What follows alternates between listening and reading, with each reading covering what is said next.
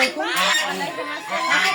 আমি আঠাশটা জেলা থেকে এসে আমি পিরোজপুরে এসেছি। পিরোজপুরে এসে আমি একটা গরুর মোটা তাজাকরণ এবং যে কারণে গাভ হয়েছে না তার পরামর্শ দিতে এসেছি। আমি মেহেরপুর সদর উপজেলার ভেটেরিনারি ফিল্ড অ্যাসিস্ট্যান্ট। আমরা এখন আপুর নাম জানবো এবং আপুর গরুর কী সমস্যা সেটা জানবো। আপু, আপনার নামটা কি?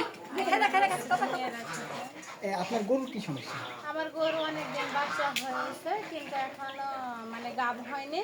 তারপরে গরু যে মোটা তাজা হবে, ভালো সুস্থ হয় না, সুস্থ সবল না, হাড় হাড় ভাবে এমন কত খাই, কিন্তু তারপরেও মনে হয় যে গরু ভালো দেখতে, চেহারাটা ভালো লাগে। আপনি কি গরুর কৃমিনাশক দিয়েছেন? না, কৃমিনাশক নেই। করেছেন?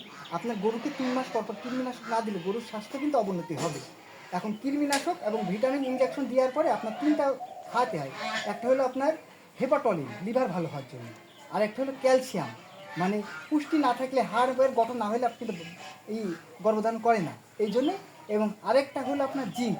জিঙ্ক না খেলে শরীর স্বাস্থ্য ভালো হয় না। তারপরে আপনার যদি কোনো সমস্যা না থাকে তাহলে গরুটা হিটে আসবে। এখন এরপরে হিটে না আসলে অন্য চিকিৎসায় দিতে হবে। এখন চাচি, আপনার নামটা কি? পারুলা। আপনার আপনার গরুর সংখ্যা কয়টা আছে আপনার এখানে? 4টি গরু আছে। হ্যাঁ, আমরা এখন আপনার গরুর চিকিৎসা দিতে যাচ্ছি। ইনশাল্লাহ আপনার গরুর সমস্যা সমাধান হয়ে যাবে। ভালো হয়ে যায়।